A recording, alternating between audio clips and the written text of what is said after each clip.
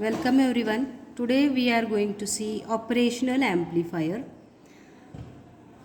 So operational amplifier is basically used to perform various operations. These operations includes arithmetic operations, some logical operations, or it can be used as an amplifier.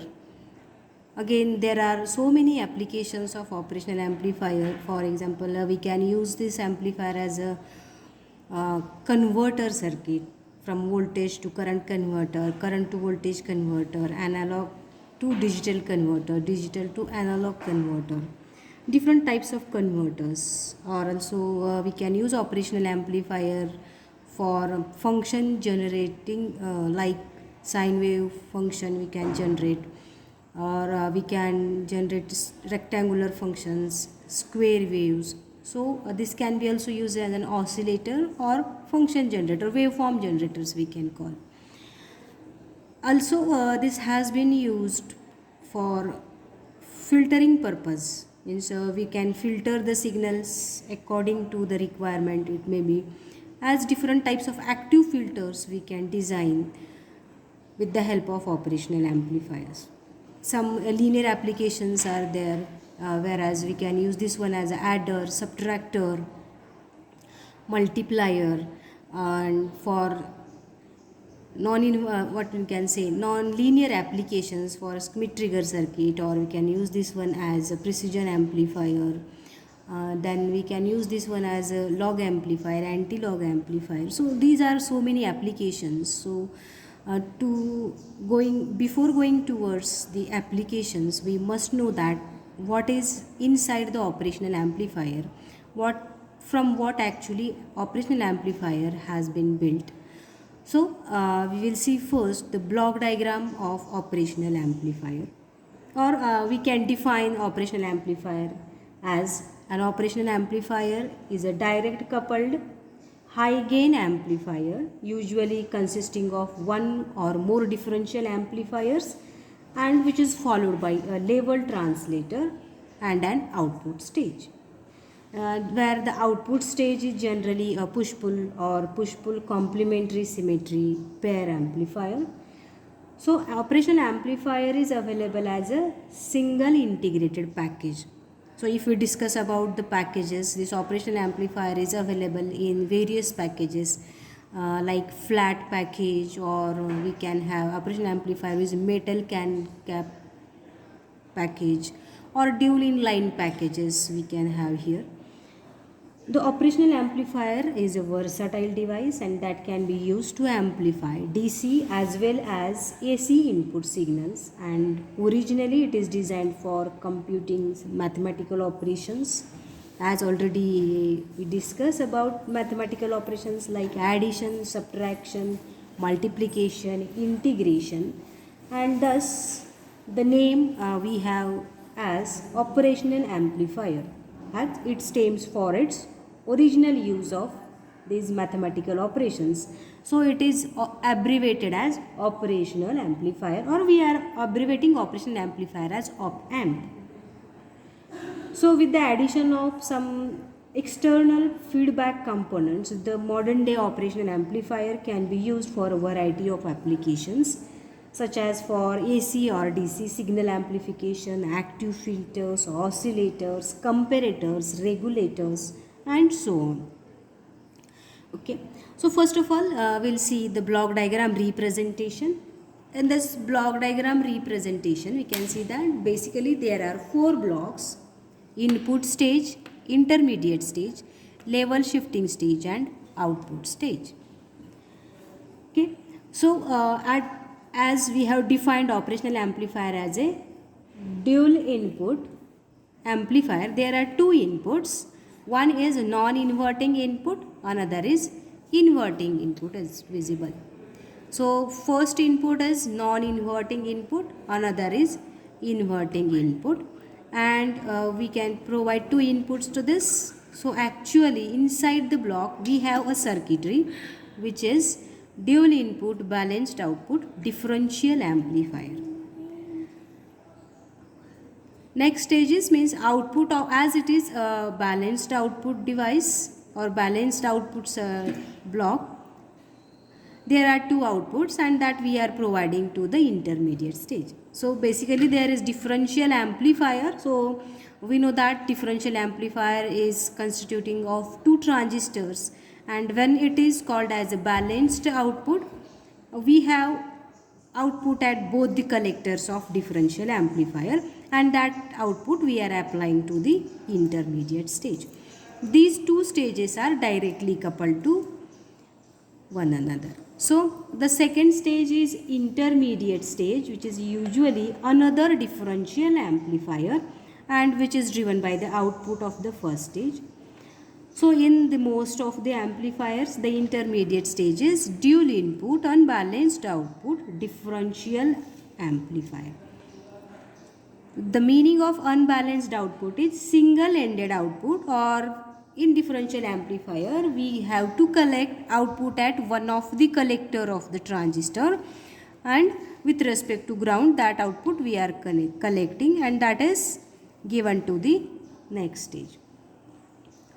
As because of the direct coupling between these two stages, the DC voltage at the output of the intermediate stage is well above the ground potential, and it may going to distort the operation or output of the further stages, so that we need to drop down the increased DC level at the output of second stage, so that we have to use level shifting circuit or level translator circuit.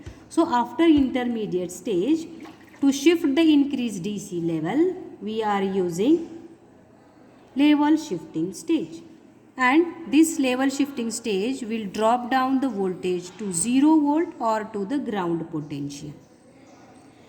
The final stage is usually a push-pull complementary symmetry amplifier output stage. So this output stage increases the output voltage swing and raises the current supplying capability of the op-amp. So as the output of this final stage can be utilized to drive the other circuitry, we have to design, or the output stage is designed such a way that its output resistance is minimum and that can drive the other circuitries.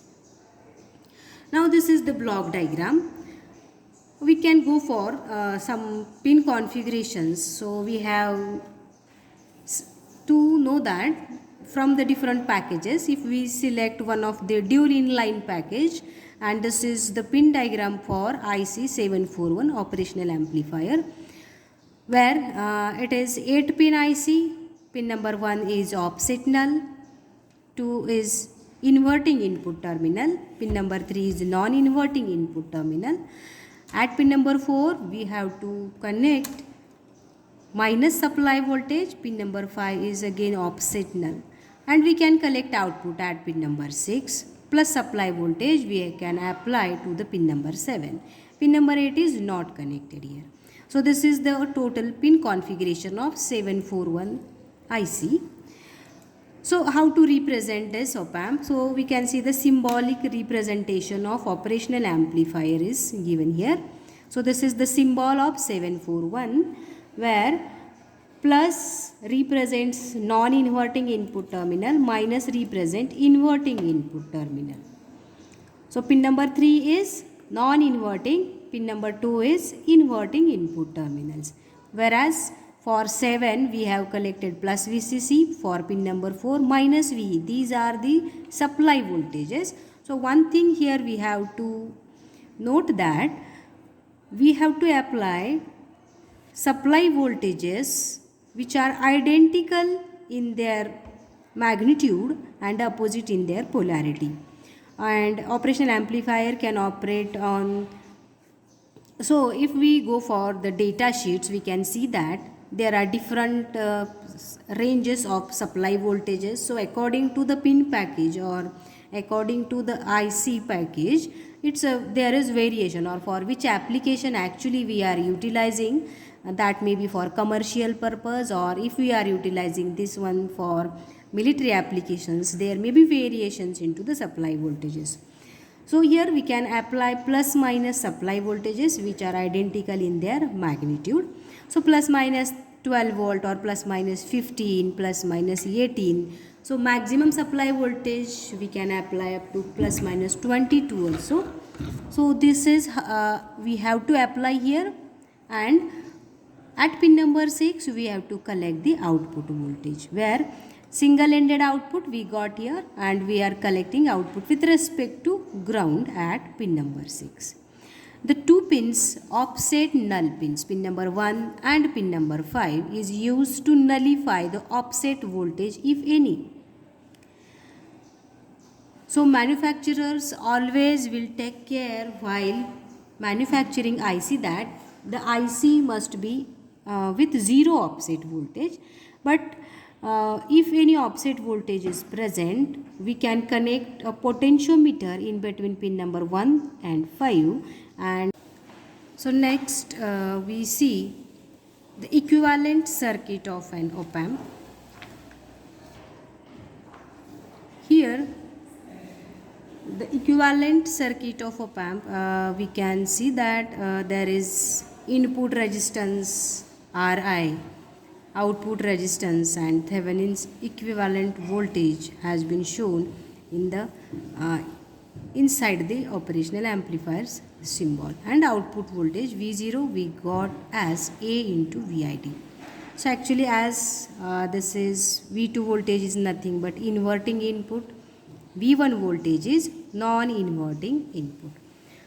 When we are applying these two voltages, operational amplifier first will calculate the difference between the two input voltages, and then that is applied as input.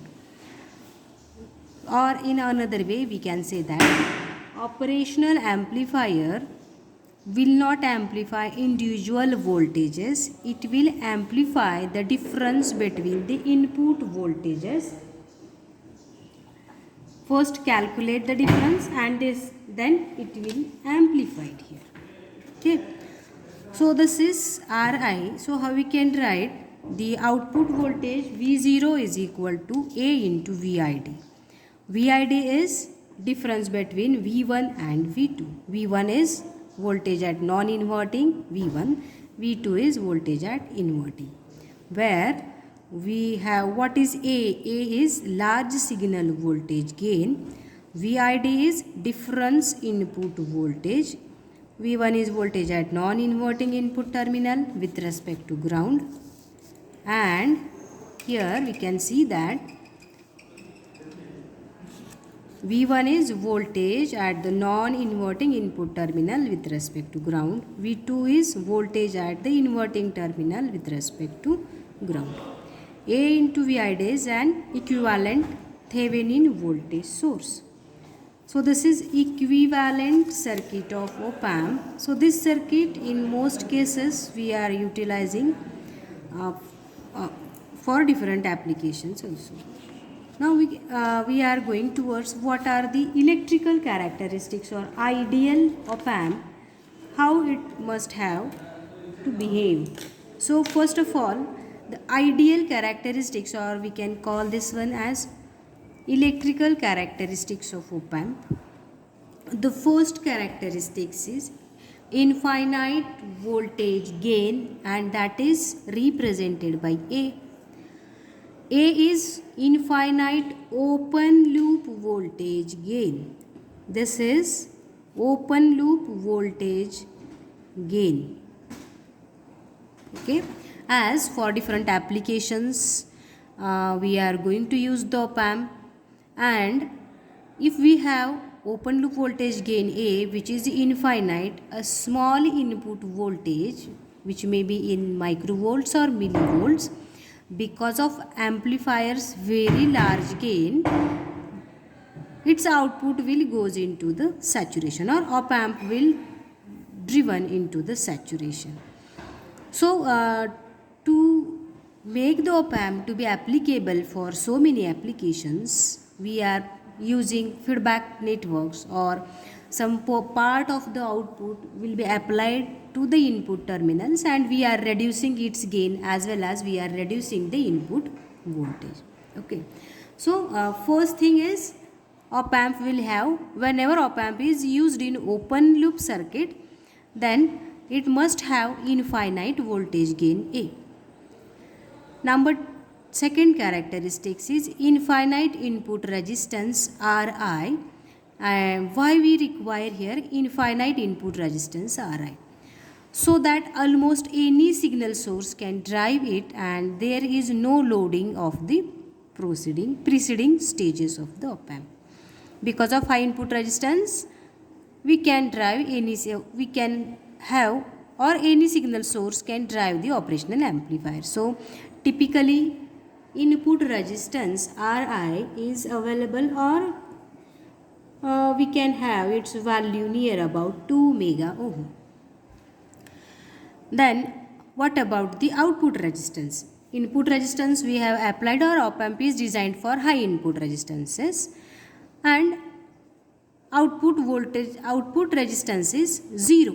That is 0 output resistance R0, so that output can drive any infinite number of other devices. Because of 0 output resistance, maximum output current will be available at the output terminal, and that can be used to drive the other circuits.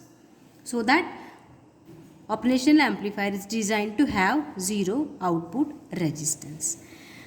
Fourth characteristics is 0 output voltage when input voltage is 0. It means that there is no any offset voltage, means if input voltage is 0, output must be equal to 0. Fifth is infinite bandwidth, so that any frequency signal from 0 to infinity hertz can be amplified without attenuation. Infinite bandwidth from 0 to infinity hertz. Infinite common mode rejection ratio, that is sixth characteristics. As we have seen that operation amplifier is having two input terminals, and if common input is applied between the two input terminals, that must be rejected by the operational amplifier, as op amp will amplify difference between the two inputs. If infinite common mode voltage is provided, that will nullify VIDS, difference between two input voltages, so that automatically differential voltage will become 0, and we can say that there is infinite rejection ratio, so that output common mode noise voltage is 0. So what are the common input voltages is, some noises may appear at both the input terminals, so that must get rejected, so that we have to provide infinite common mode rejection ratio. So noise voltage must be 0. And the last ideal characteristics is infinite slew rate, so that output voltage changes occur simultaneously with input voltage changes. Slew rate is one of the parameter of op amp, and slew rate, how we can define is, it is the rate of change of output voltage. We have infinite slew rate, and we can define slew rate as rate of change of output voltage with respect to change in input voltages, and that must be infinite, so that output voltage changes occurs simultaneously with input voltage changes. For op amp, we have some values or different parameters that we will see in the next lecture. What are the different parameters of op amp, and after that we will be aware about how this operational amplifier will actually operate in different situations, or for different temperature ranges, for different input voltage ranges, and what should be their output currents, what is common mode ratios, what should be the supply voltages. So many parameters are there that we will going to see in the next lecture. So today what are the different points we have discussed about: the block diagram of op amp, pin configurations, symbolic representation of op amp, then equivalent circuit, or we can equivalent circuit of op amp, and what are the ideal electrical characteristics of op amp. So this is all about the operational amplifier, and in next lecture we are going to see parameters of op amp.